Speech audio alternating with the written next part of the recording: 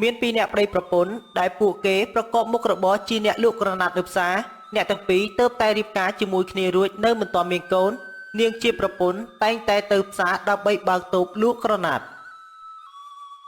នៅថ្ងៃនេះបងប្រហែលជាមិនអាចទៅលក់ក្រណាត់ជាមួយអូនបានទេក៏ព្រោះតែបងដូចជាមិនស្រួលខ្លួនអញ្ចឹងអូនទៅលក់តែម្នាក់ឯងតើបានទេចាមិនអីទេបងបើសិនជាបងមិនស្រួលខ្លួនបងសម្រាប់នៅផ្ទះក៏បានខ្ញុំទៅលក់តែម្នាក់ឯងធម្មតាព្រោះអីក្រណាត់បងក៏បានជួយរៀបចំនៅតូបរួចរាល់ហើយអូនពិតជាមនុស្សស្រីពូកែមែនបងគឺជាបុរសដែលមានសំណាងជាងគេដែលបានអូនមកធ្វើជាប្រពន្ធដល់សែនពូកែហើយថែមទាំងស្អាតពូកែការងារផ្ទះហើយថែមទាំងពូកែការងាររកស៊ីបងកុំប៉ិនសរសើរខ្ញុំពេកខ្ញុំក៏សប្បាយចិត្តតែខ្ញុំបានបងមកធ្វើជាស្វាមីការងាររកទីក៏រីកចម្រើនក៏ព្រោះតែមានបងចាំជួយចំណេញបើពឹងតែខ្ញុំម្នាក់ឯងក៏មិនមានថ្ងៃនេះដែរបែបនេះទើបគេហៅថាឆ្នាំងណាក្របនឹងពួកយើងស័ក្តិសមធ្វើជាប្តីប្រពន្ធអញ្ចឹងអូនទៅចោះព្រោះថាបើសិនជាអូននៅយូរបន្តិចទៀតបងខ្លាចតែមានភ្ញៀវគេរងចាំយូរអញ្ចឹងខ្ញុំទៅសិនហើយបងកុំភ្លេចលេបថ្នាំផងណាបើសិនជាបងមិនលេបថ្នាំខ្ញុំខ្លាចតែអាការៈបងខ្លាំងជាងនេះបងដឹងហើយណាប្រពន្ធសម្លាញ់បងពិតជាអរគុណអូនខ្លាំងណាស់ដែលអូនយកចិត្តទុកដាក់ចំពោះបងបែបនេះអញ្ចឹងអូនទៅចោះបើសិនជាបងបានធូរស្បើយនៅពេលណាបងនឹងទៅជួយលក់អូននៅផ្សារពេលនោះនិយាយរួចនាងជាប្រពន្ធក៏បានធ្វើដំណើរទៅផ្សារដើម្បីបើកតូបលក់ក្រណាត់គិតថាបងឈឺតើមែនទេមែនហើយបងឈឺបេះដូងបងត្រូវតែស្វែងរកនារីណាម្នាក់មកឲ្យស្អំបេះដូងហើយនារីម្នាក់នោះគឺជាប្អូនស្រីរបស់អូនបន្ទាប់ពីនេះគឺជាប្អូនស្រីរបស់អូនបន្ទាប់ពីនិយាយរួចនីដាមដែលត្រូវជាប្តីក៏បានដើរទៅរកនាងរីដែលត្រូវជាប្អូនថ្លៃនិងត្រូវជាប្អូនចុងរបស់ប្រពន្ធខ្លួន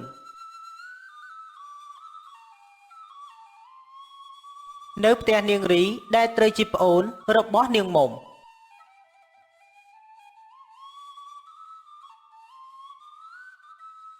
នេះតានាងមុំចេញទៅផ្សារលក់ក្រណាត់បាត់ហើយមែនទេបងទៅបាត់ជាបងទៅតែនឹងមកដល់បងដឹងទេខ្ញុំបានឲ្យម៉ែទៅវត្តយ៉ាងលឿនខ្ញុំនឹងបានឡើងឋានសួគ៌ជាមួយបង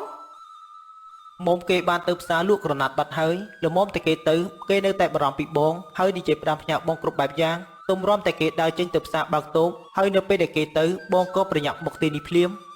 ខ្ញុំពិតជាចង់ឲ្យបងលែងលះគ្នាជាមួយបងស្រីរបស់ខ្ញុំកាន់តែលឿនក៏ព្រោះតែខ្ញុំមិនចង់មានឈ្មោះតាក់ទងប្តីបងស្រីខ្លួនឯងខ្ញុំចង់បានបងមកធ្វើជាប្តីពេញសិន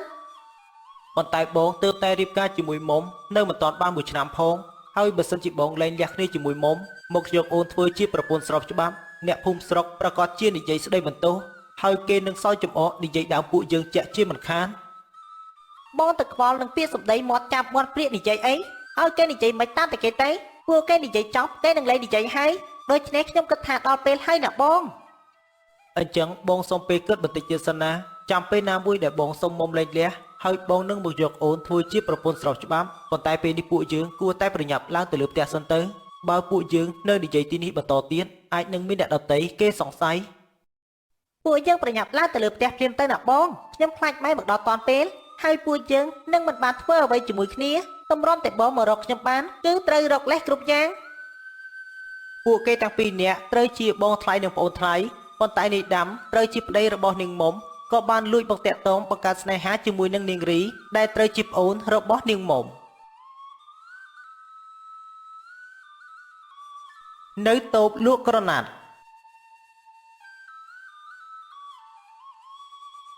នេះតើក្រណាត់លួចយ៉ាងម៉េចទៅនាងអ៊ំចង់ទិញក្រណាត់2 3កីយកទៅកាត់ឲ្យតើនាងលក់ក្រណាត់នេះយ៉ាងម៉េចដែរចាលោកអ៊ំក្រណាត់នេះមួយកៃមួយដំឡឹងវាជាក្រណាត់ដែលប្តីខ្ញុំបានទៅយកមកពីស្រុកខាងលិចហើយនៅទីនោះមានការរៀបចំបានយ៉ាងល្អគុណភាពនៃក្រណាត់ក៏ល្អតែបានជាបណ្ដាលឲ្យខ្ញុំលក់ថ្លៃបែបនេះថោកថ្លៃមិនសំខាន់ទេណានាងអ្វីដែលសំខាន់ឲ្យតែមានគុណភាពខ្មែរយើងពូកែណាស់ខាងត្បាញក្រណាត់ហើយថែមទាំងស្អាតនិងមានគុណភាពទៀតផងអញ្ចឹងអ៊ំគិតថាយកពីកីចាលោកអ៊ំអញ្ចឹងខ្ញុំមកចោលតម្លៃឲ្យលោកអ៊ំបន្តិចចាប់ទុកថាខ្ញុំជូនប្រាក់ទៅលោកអ៊ំពិតជាប្រសើរមែនហើយចុះតើដាំគេចំណុចហើយគេមិនស្រួលខ្លួនមែនទេទើបបានជាមិនឃើញគេមកជួយលក់ឬមួយគេត្រូវទៅយកកណាត់មកបន្ថែមទៀតនៅថ្ងៃនេះបងដាំគ្រុននៅផ្ទះដូច្នេះហើយទើបបានជាខ្ញុំមកលក់ក្រណាត់តែម្នាក់ឯងទៅណាអ៊ំខ្ញុំមិនចង់បង្ខំគាត់ទេព្រោះតែខ្ញុំអាណិតប្តី ប្តីប្រពន្ធគឺបែបនេះហើយមានការយោគយល់អាណិតគ្នាទៅវិញទៅមកទើបប្តីប្រពន្ធបានក្តីសុខណាស់ក្មួយហើយនៅក្នុងក្រុមគ្រួសារមិនត្រូវប្រាប់ពីអសុរោនោះទេអញ្ចឹងអ៊ំទៅសិនហើយ ចាលោកអ៊ំអញ្ចឹងលោកអ៊ំទៅចាស់ផ្ដាំផ្ញើសួរសុខទុក្ខអ៊ំស្រីផងជូនពរឲ្យអ៊ំស្រីមានសុខភាពល្អដូចដើមវិញ អរគុណណាស់ក្មួយអញ្ចឹងអ៊ំទៅសិនហើយ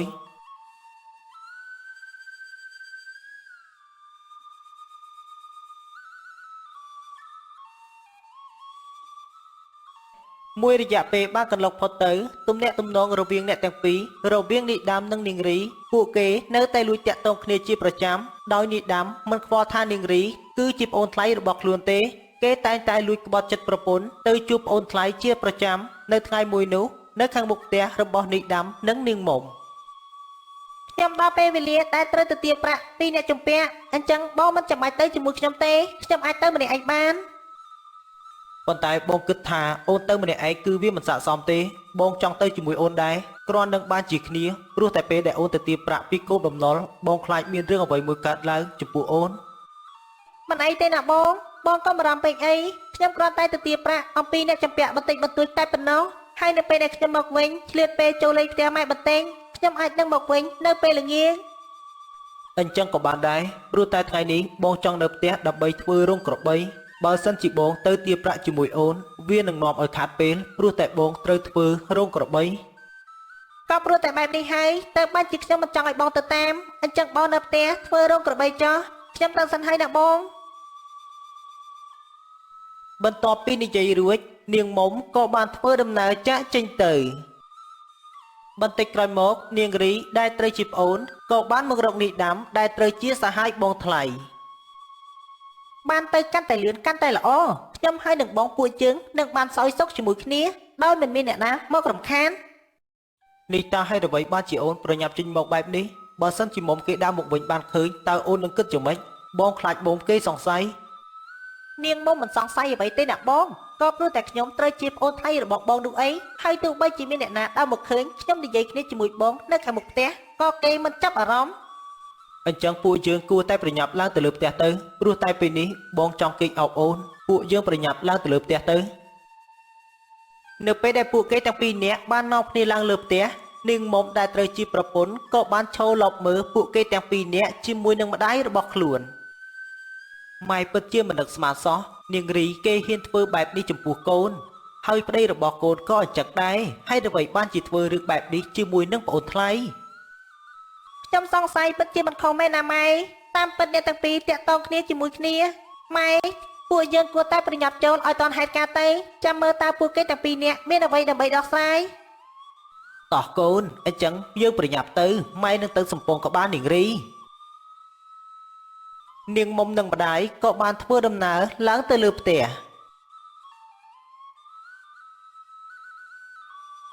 នៅពេលនោះនាងមុំនិងម្ដាយក៏បានទៅទាន់ចំពេលហេតុការណ៍ នេះតើហេតុអ្វីបានជាបងធ្វើបែបនេះហេតុអ្វីបានជាបងដើមធ្វើបែបនេះបងនិយាយប្រាប់ខ្ញុំមក មុំអូនគ្រប់យ៉ាងមិនដូចជាអ្វីដែលអូនបានឃើញទេគឺបងអត់បានធ្វើអ្វីទេឯ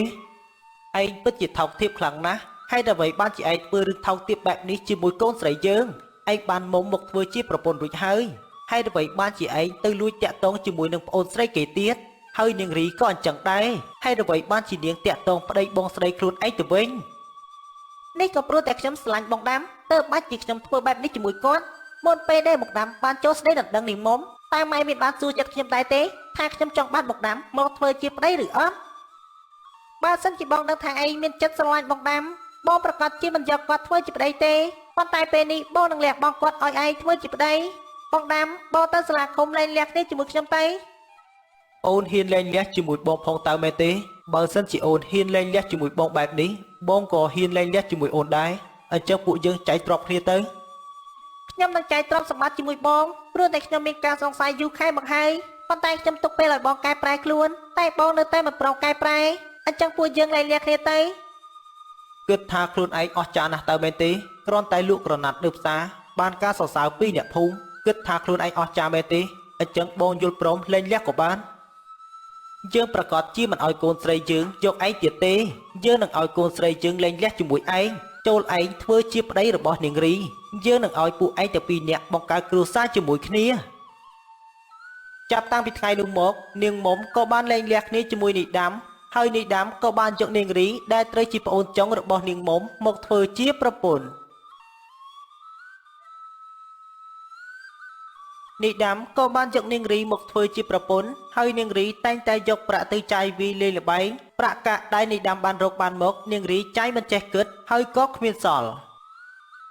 គួរតែឈប់លេងល្បែងទៅហើយអ្វីបានជានាងនៅតែបន្តលេងល្បែងបែបនេះបើយើងដឹងថាយកនាងមកនាងមិនចេះធ្វើការអ្វីហើយនាងចេះតែលេងល្បែងយើងក៏មិនយកនាងមកធ្វើជាប្រពន្ធហើយយ៉ាងម៉េចខ្ញុំលេងល្បែងតើវាយ៉ាងម៉េចខ្ញុំចង់លេងព្រោះតែជាការកំសាន្តបើមិនឲ្យខ្ញុំលេងល្បែងតើឲ្យខ្ញុំធ្វើអីបើនាងមិនលេងល្បែងនាងគួរតែចេញទៅរកស៊ី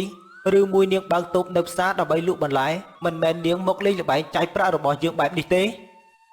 យើងមិនទៅយើងចង់ទៅលេងល្បែងយើងមិនចង់ធ្វើអ្វីទាំងអស់ដូច្នេះឯងគ្មានសិទ្ធិអ្វីមកហាមឃាត់យើងបានទេយើងគ្មានសិទ្ធិមែនទេ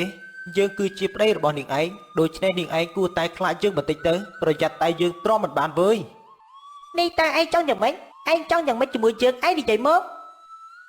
ចង់យ៉ាងម៉េចមែនទេនេះណែថ្ងៃក្រោយកុំអោយចេះតែប្រហើនជាមួយយើងទៀតបើសិនជានាងមិនចង់ឲ្យយើងវាយខ្លាំងជាងនេះអាចចង្រៃយោឯងហ៊ានលើកដៃវាយយើងផងតែមែនទេនេះឯងហ៊ានលើកដៃវាយយើងផងទោះបីយើងសម្លាប់នាងឯងក៏យើងហ៊ានដែរឲ្យតែនាងឯងហ៊ានរឹងក្បាលជាមួយយើងទៀតប្រយ័ត្នយើងសម្លាប់នាងឯងចោលទៅយើងមិនខ្លាចនឹងការគំរាមរបស់ឯងទេឯងហ៊ានវាយយើងម្ដងទៀតយើងនឹងទៅប្តឹងលោកមេភូមិប្តឹងហ៎នេះណែជួយផងនៅពេលនោះនាយដាំក៏បានវាយនាងរីហើយជ្រុលដៃនាងរីក៏បានស្លាប់នៅក្នុងពេលនោះអត់ទេខ្ញុំអត់បានសម្លាប់មនុស្សទេនៅពេលនោះនាយដាំក៏មានការភ័យខ្លាចយ៉ាងខ្លាំងហើយគេក៏បានដើរថយក្រោយក៏បានរអិលជើងដួលទៅលើកាំបិតដែលនៅជិតទីនោះបណ្ដាលឲ្យនាយដាំស្លាប់នៅក្នុងពេលនោះ